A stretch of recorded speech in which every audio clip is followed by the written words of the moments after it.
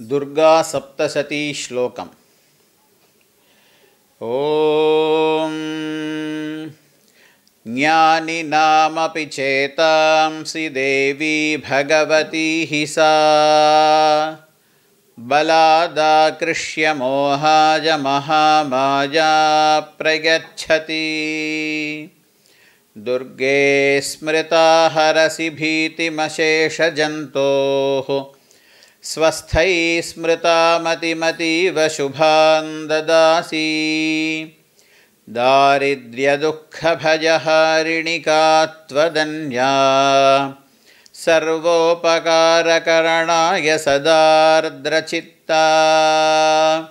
सर्वमङ्गलमाङ्गल्ये शिवे सर्वार्थसाधिके शरण्ये त्र्यम्बके गौरि नारायणि नमोऽस्तुते।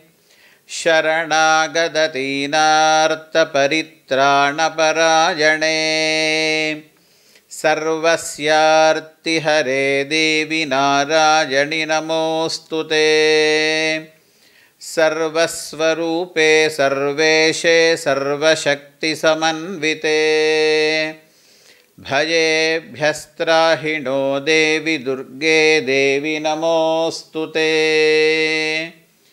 रोगानशेषानपहंसि तुष्टा रुष्टा तु कामान् सकलानभीष्टान्।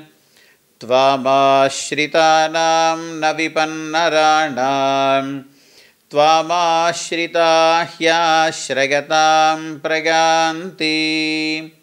सर्वाबाधाप्रशमनं त्रैलोक्यस्याखिलेश्वरी एवमेव त्वया कार्यमस्मद्वैरिविनाशनं। जगदम्बार्पणमस्तु।